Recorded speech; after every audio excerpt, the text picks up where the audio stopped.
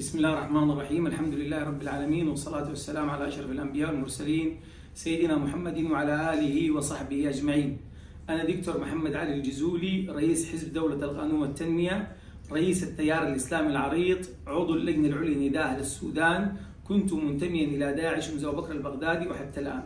نحن حقيقة من يوم 15 ديسمبر توقيع الاتفاق الإطاري طوالي انتبهنا أنه لابد نعمل حملة ضخمة جدا لإسقاط هذا الاتفاق الإطاري.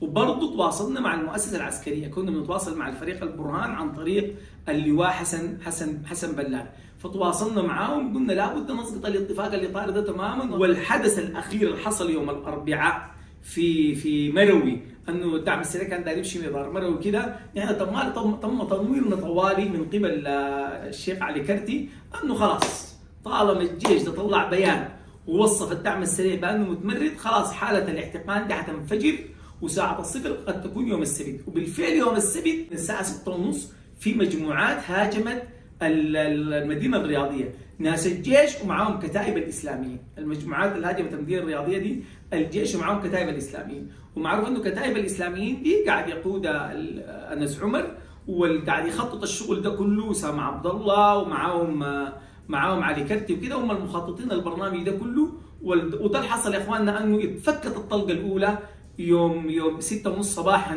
بالاعتداء على الدعم السريع من قبل قوات الجيش ومن قبل قوات الكتائب الاسلاميين.